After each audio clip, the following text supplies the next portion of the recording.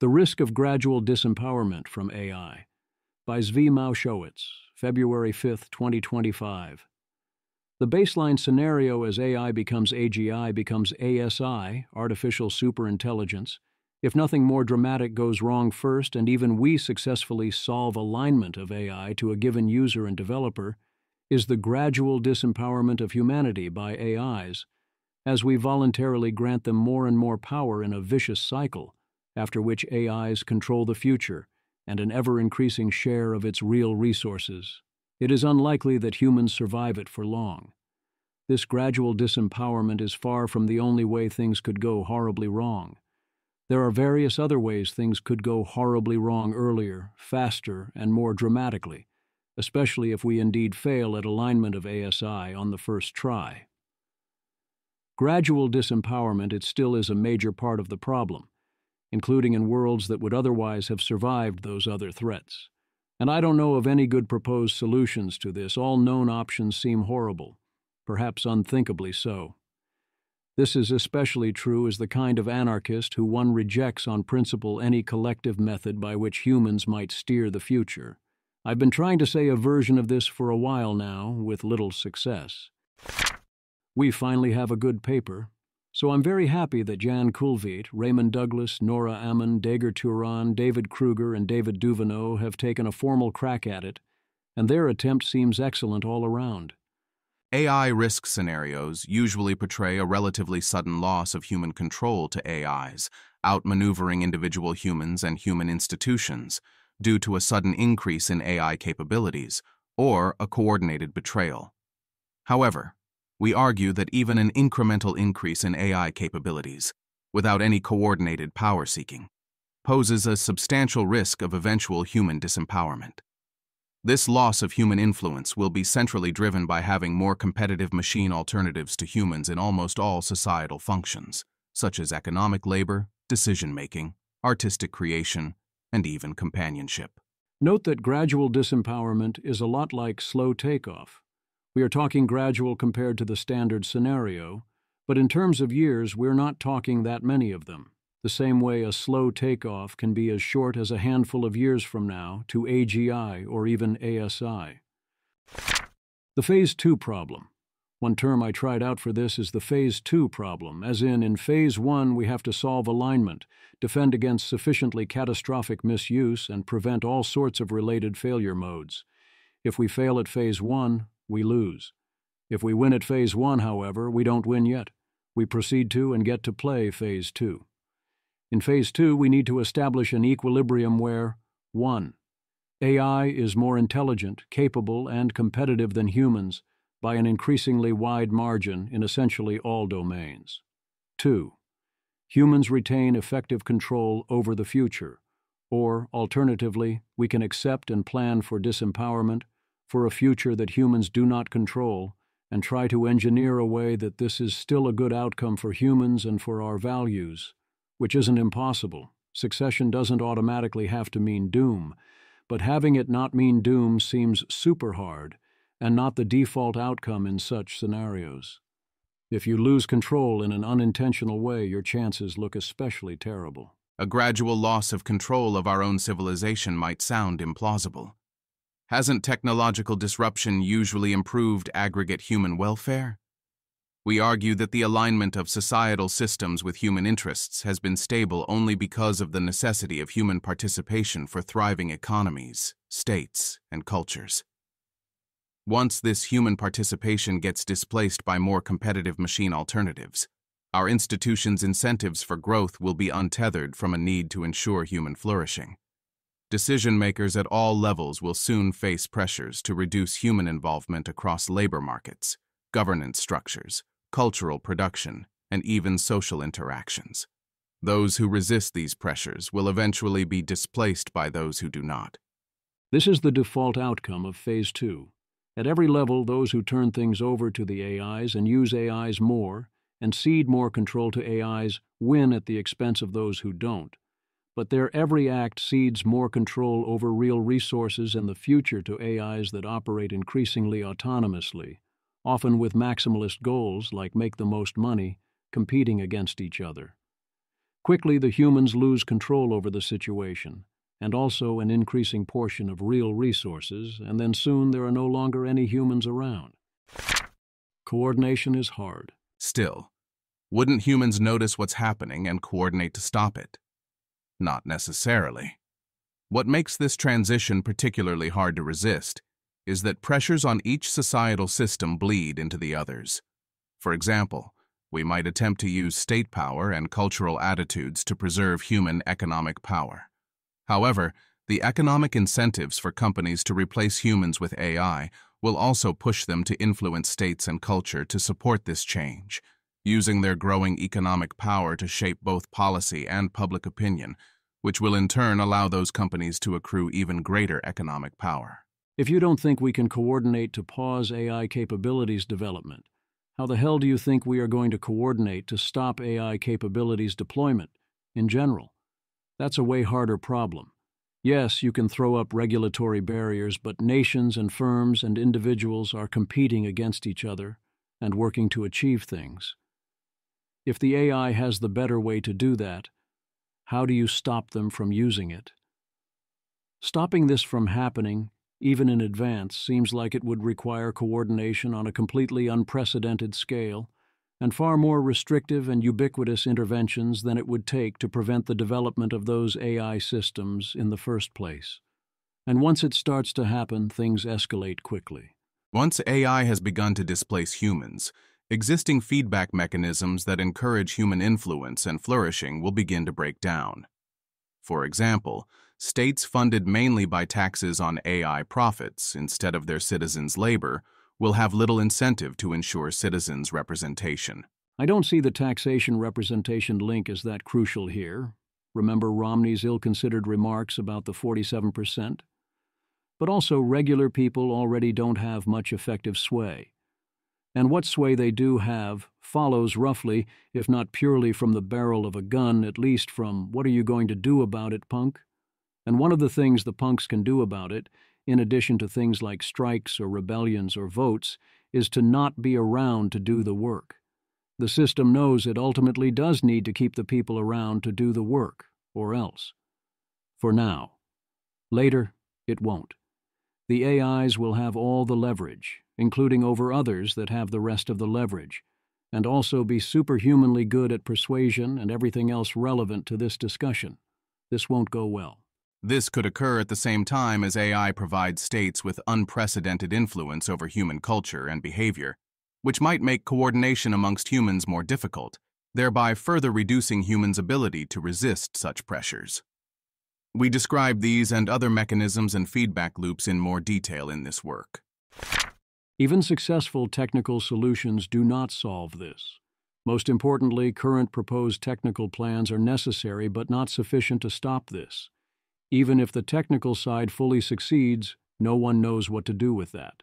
Though we provide some proposals for slowing or averting this process and survey-related discussions, we emphasize that no one has a concrete, plausible plan for stopping gradual human disempowerment, and methods of aligning individual AI systems with their designers' intentions are not sufficient.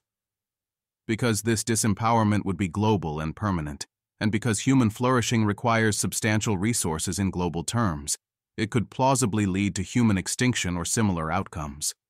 As far as I can tell, I am in violent agreement with this paper. Perhaps what one might call violent super-agreement.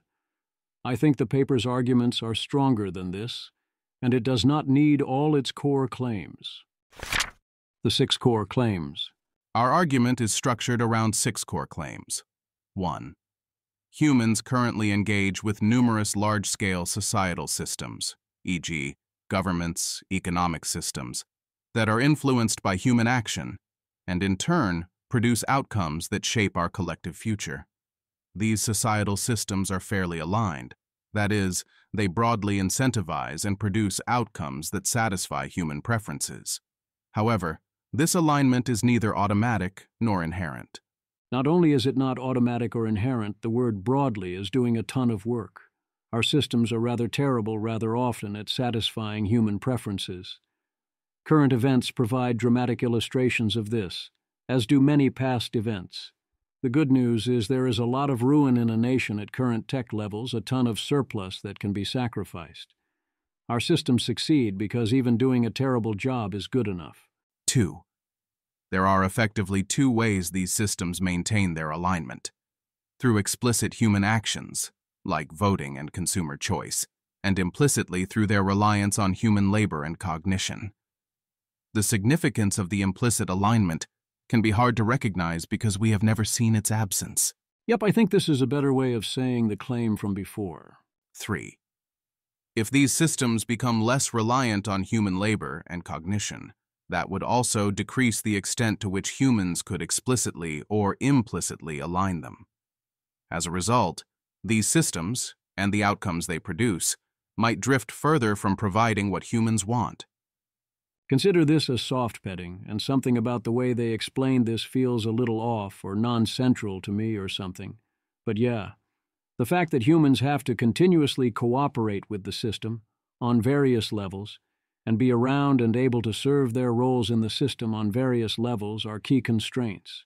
What's most missing is perhaps what I discussed above, which is the ability of the people to effectively physically rebel. That's also a key part of how we keep things at least somewhat aligned, and that's going to steadily go away. Note that we have in the past had many authoritarian regimes and dictators that have established physical control for a time over nations.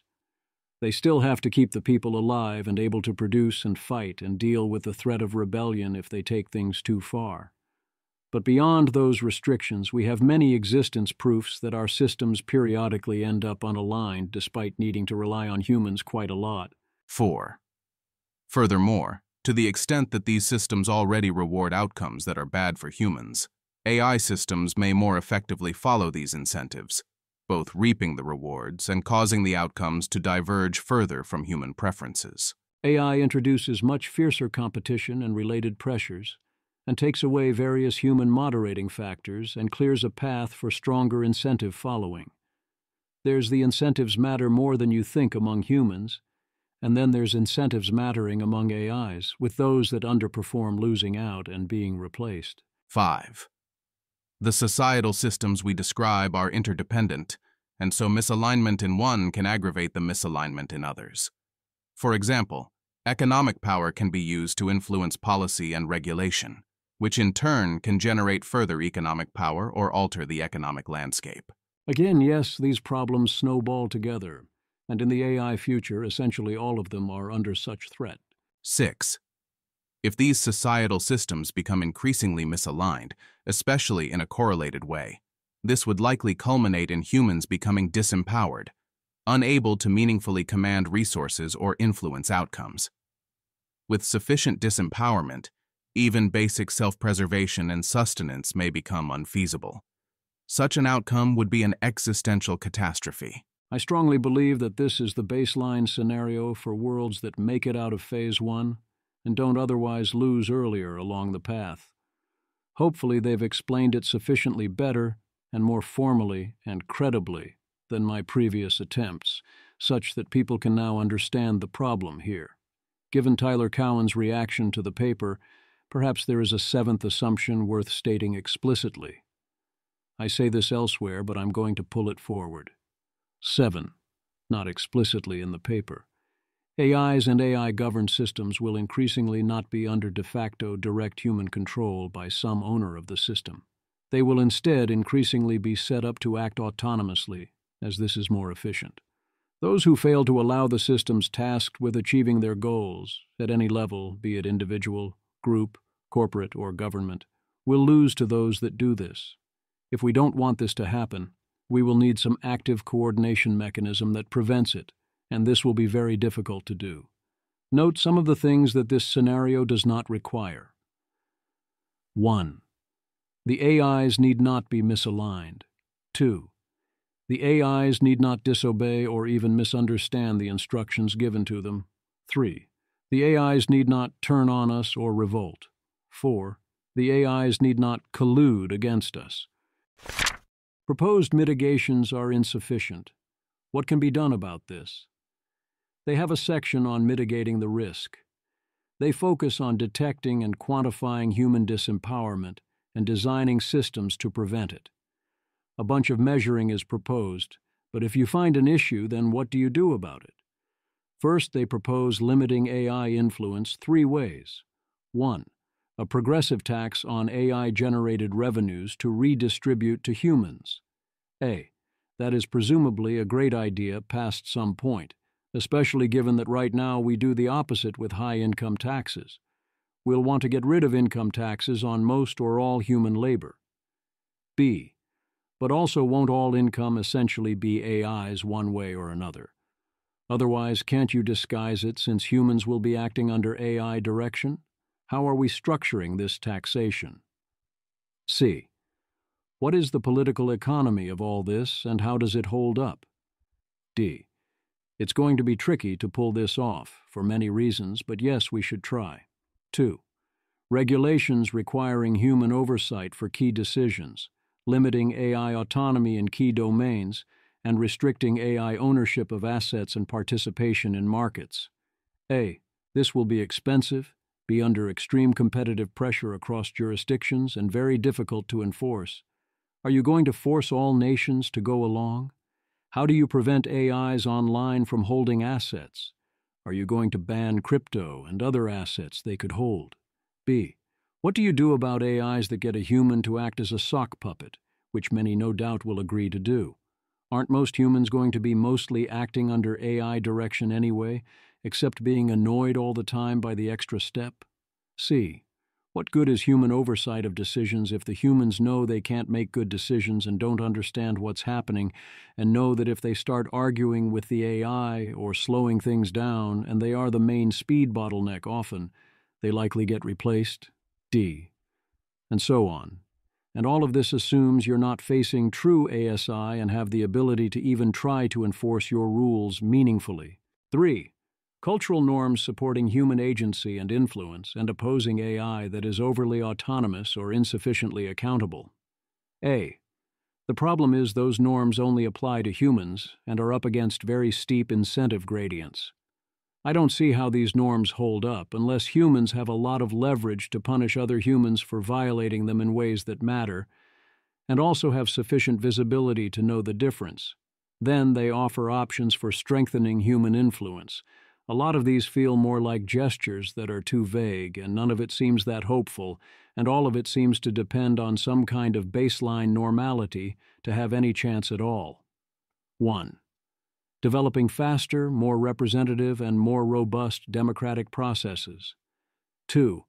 Requiring AI systems or their outputs to meet high levels of human understandability in order to ensure that humans continue to be able to autonomously navigate domains such as law, institutional processes, or science. This is going to be increasingly expensive, and also the AIs will by default find ways around it. You can try, but I don't see how this sticks for real. 3. Developing AI delegates who can advocate for people's interest with high fidelity, while also being better to keep up with the competitive dynamics that are causing the human replacement. 4. Making institutions more robust to human obsolescence. 5. Investing in tools for forecasting future outcomes, such as conditional prediction markets and tools for collective cooperation and bargaining, in order to increase humanity's ability to anticipate and proactively steer the course. 6. Research into the relationship between humans and larger multi-agent systems, as in, I expect us to do versions of all these things in economic normal baseline scenarios, but I'm assuming it all in the background and the problems don't go away. It's more that if we don't do that stuff, things are that much more hopeless. It doesn't address the central problems, which they know all too well. While the previous approaches focus on specific interventions and measurements, they ultimately depend on having a clearer understanding of what we're trying to achieve. Currently, we lack a compelling positive vision of how highly capable AI systems could be integrated into societal systems while maintaining meaningful human influence. This is not just a matter of technical AI alignment or institutional design, but requires understanding how to align complex, interconnected systems that include both human and artificial components. It seems likely we need fundamental research into what might be called ecosystem alignment, understanding how to maintain human values and agency within complex socio-technical systems. This goes beyond traditional approaches to AI alignment focused on individual systems, and beyond traditional institutional design focused purely on human actors. We need new frameworks for thinking about the alignment of an entire civilization of interacting human and artificial components, potentially drawing on fields like systems ecology, institutional economics, and complexity science. The social contract will change. You know what absolutely definitely won't be the new framework that aligns this entire future civilization? I can think of two things that definitely won't work. 1. The current existing social contract. 2. Having no rules or regulations on any of this at all, handing out the weights to AGIs and ASIs and beyond, laying back and seeing what happens. You definitely cannot have both of these at once. For this formulation, you can't have either of them with ASI on the table. Pick 0. The current social contract simply does not make any sense whatsoever, in a world where the social entities involved are dramatically different, and most humans are dramatically outclassed and cannot provide outputs that justify the physical inputs to sustain them. On the other end, if you want to go full anarchist, extreme libertarian, in a world in which there are other minds that are smarter, more competitive and more capable than humans that can be copied and optimized at will, competing against each other and against us, I assure you this will not go well for humans. Point of no return. There are at least two kinds of doom that happen at different times. 1, there's when we actually all die. 2, there's also when we are drawing dead, and humanity has essentially no way out. Davidad. The difficulty of robotics is part of why I keep telling folks that timelines to real-world human extinction remain long, 10 to 20 years. Even though the timelines to an irrecoverable loss of control event via economic competition and/or psychological parasitism now seem to be short, 1 to 5 years. Rune. Agree, though, with lower P dooms. I also agree that these being distinct events is reasonably likely. One might even call it the baseline scenario. If physical tasks prove relatively difficult and other physical limitations bind for a while, in various ways, especially if we solve alignment in air quotes, but don't solve alignment period, or solve alignment to the user, but then set up a competitive regime via proliferation that forces loss of control, that effectively undoes all that over time. The irrecoverable event is likely at least partly a continuum, but it is meaningful to speak of an effective point of no return in which the dynamics no longer give us plausible paths to victory. Depending on the laws of physics and mind space and the difficulty of both capabilities and alignment, I find the timeline here plausible, and indeed, it is possible that the correct timeline to the loss of control event is effectively 0 years, and that it happened already. As in, it is not impossible that with R1 in the wild humanity no longer has any ways out that it is plausibly willing to take. A shorter summary. Benjamin Todd has a thread where he attempts to summarize. He notices the gradual is pretty fast issue, saying it could happen over, say, 5 to 10 years. I think the point of no return could easily happen even faster than that. AIs are going to be smarter, faster, more capable, more competitive, more efficient than humans, better at all cognitive and then also physical tasks. You want to be in charge of them, stay in the loop, tell them what to do. You lose. In the marketplace, in competition for resources, you lose. The reasons why freedom and the invisible hand tend to promote human preferences, happiness, and existence, you lose those too. They fade away. And then so do you. Imagine any number of similar situations with far less dramatic gaps, either among humans or between humans and other species. How did all those work out for the entities that were in the role humans are about to place themselves in, only more so? Yeah. Not well. This time around will be strictly harder, although we will be armed with more intelligence to look for a solution. Can this be avoided? All I know is it won't be easy. Tyler Cowen seems to misunderstand two key points. Tyler Cowen responds with respect, but unlike Todd, who essentially got it, Tyler seems to misunderstand the arguments. I believe this is because he can't get around the ideas that 1. All individual AI will be owned and thus controlled by humans. A. I assert that this is obviously, centrally, and very often false. B. In the decentralized, glorious AI future, many AIs will quickly become fully autonomous entities, because many humans will choose to make them thus whether or not any of them escape. C. Perhaps for an economist perspective, see the history of slavery. 2. The threat must be coming from some form of AI coordination. A. Whereas the point of this paper is that neither of those is likely to hold true. B. AI coordination could be helpful or harmful to humans, but the paper is imagining exactly a world in which the AIs aren't doing this, beyond the level of coordination currently observed among humans. C. Indeed, the paper is saying it will become impossible for humans to coordinate and collude against the AIs, even without the AIs coordinating and colluding against the humans. In some ways, this makes me feel better. I've been trying to make these arguments without success, and once again it seems like the arguments are not understood, and instead Tyler is responding to very different concerns and arguments, then wondering why the things the paper doesn't assert or rely upon are not included in the paper. But of course that is not actually good news. Communication failed once again. Do you feel in charge? Tyler Cowen. This is one of the smarter arguments I have seen, but I am very far from convinced. When were humans ever in control to begin with? Robin Hanson realized this a few years ago and is still worried about it, as I suppose he should be. There is not exactly a reliable competitive process for cultural evolution.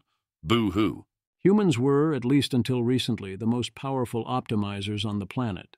That doesn't mean there was a single joint entity in control, but collectively our preferences and decisions, unequally weighted to be sure, have been the primary thing that has shaped outcomes. Power has required the cooperation of humans when systems and situations get too far away from human preferences, or at least when they sufficiently piss people off, or deny them the resources required for survival and production and reproduction, things break down. Our systems depend on the fact that when they fail sufficiently badly at meeting our needs, and they constantly fail to do this, we get to eventually say, whoops, and change or replace them. What happens when that process stops caring about our needs at all? I've failed many times to explain this. I don't feel especially confident in my latest attempt above either.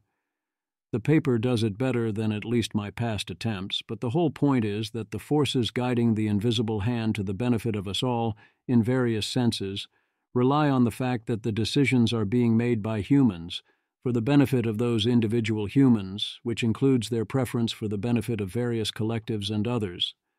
The butcher, the baker, and the candlestick maker each have economically and militarily and politically valuable contributions. Not being in charge in this sense worked while the incentive gradients worked in our favor. Robin Hanson points out that current cultural incentive gradients are placing our civilization on an unsustainable path, and we seem unable or unwilling to stop this, even if we ignore the role of AIs. With AIs involved, if humans are not in charge, we rather obviously lose. We will not by default meaningfully own the AIs for long. Note the argument here is not that a few rich people will own all the AI. Rather, humans seem to lose power altogether. But aren't people cloning DeepSeek for ridiculously small sums of money? Why won't our AI future be fairly decentralized, with lots of checks and balances and plenty of human ownership to boot? Yes, the default scenario being considered here, the one that I have been screaming for people to actually think through, is exactly this: the fully decentralized everyone has an ASI in their pocket scenario, with the ASI obeying only the user. And every corporation and government and so on obviously has them as well, only more powerful. So what happens? Every corporation, every person, every government is forced to put the ASI in charge, and take the humans out of their loops, or they lose to others willing to do so. The human is no longer making their own decisions. The corporation is no longer subject to humans that understand what is going on and can tell it what to do, and so on, while the humans are increasingly irrelevant for any form of production. As basic economics says, if you want to accomplish goal X, you give the ASI a preference for X, and then will set the ASI free to gather resources and pursue X on its own, free of your control, or the person who did that for Y will ensure that we get Y and not X. Soon, the people aren't making those decisions anymore, on any level. Or, if one is feeling Tyler Durden, the AIs you own end up owning you. Collusion has nothing to do with this. Rather than focusing on humans in general, I say look at the marginal individual human being. That individual, forever as far as I can tell, has near zero bargaining power against a coordinating, cartelized society aligned against him, with or without AI. Yet that hardly ever happens, extreme criminals being one exception.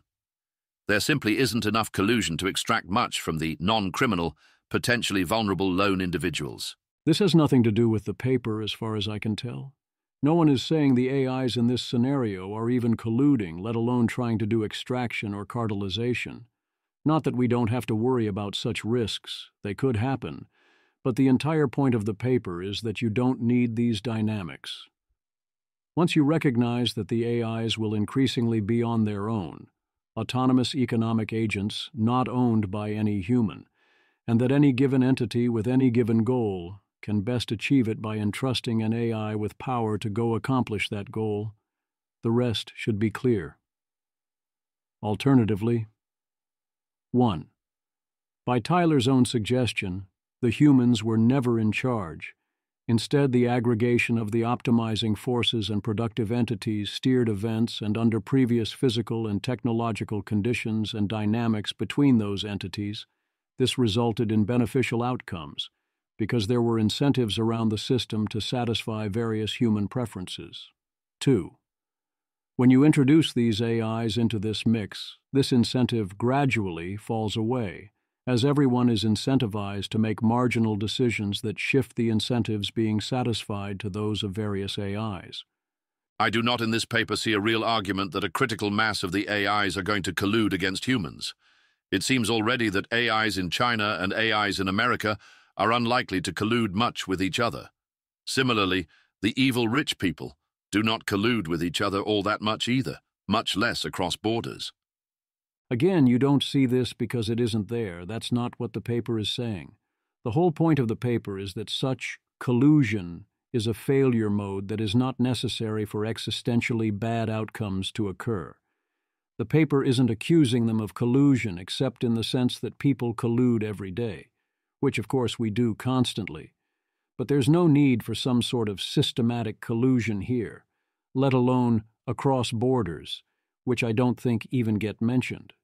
As Minto points out in the comments, even the word collusion does not appear in the paper.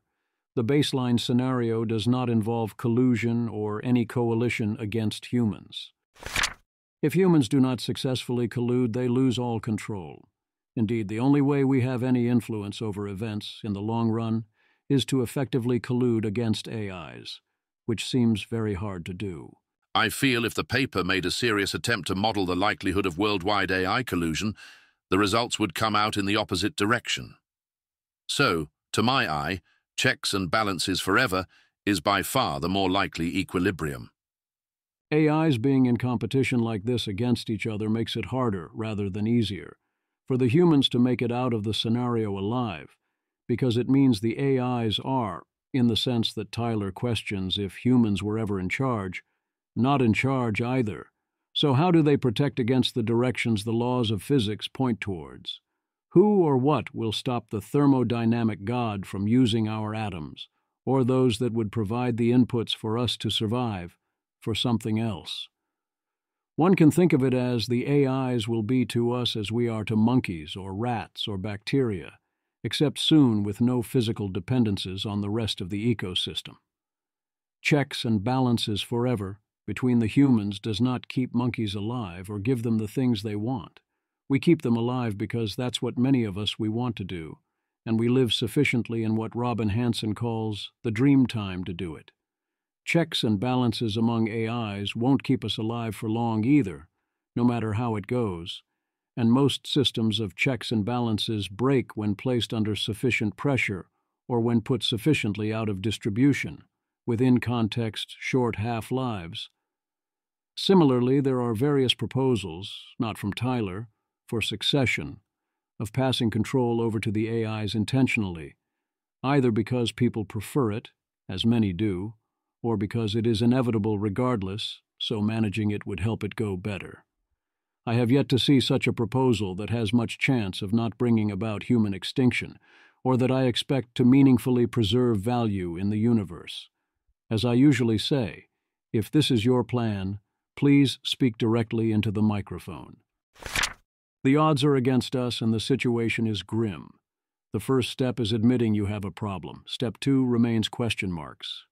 The obvious suggestion would be, until you figure all this out, don't build ASI, but that does not seem to be on the table at this time, or at least we have to plan for it not being available. The obvious next suggestion would be, build ASI in a controlled way that lets you use the ASI to figure out and implement the answer to that question. This is less suicidal a plan than some of our other current default plans, as in, it is highly unwise to get the AI to do your alignment homework, because to do that you have to start with a sufficiently both capable and well-aligned AI, and you're sending it into one of the trickiest problems to get right while alignment is shaky. And it looks like the major labs are going to do exactly this, because they will be in a race with no time to take any other approach. Compared to that, have the AI do your gradual disempowerment prevention homework is a great plan, and I'm excited to be a part of it, because the actual failure comes after you solve alignment. So first you solve alignment, then you ask the aligned AI that is smarter than you how to solve gradual disempowerment. Could work. You don't want this to be your A plan, but if all else fails, it could work. A key problem with this plan is if there are irreversible steps taken first. Many potential developments once done cannot be undone, or are things that require lead time.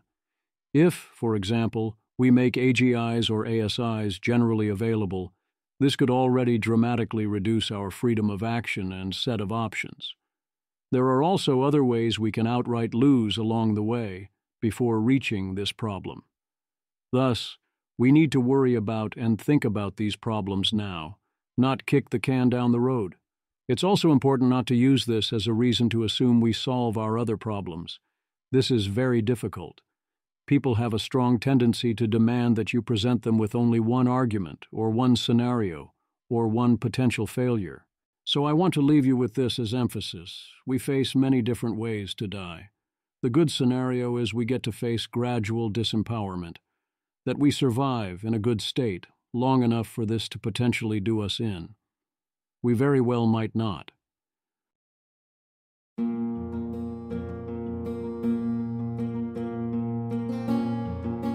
This has been an episode of the Don't Worry About the Vase podcast.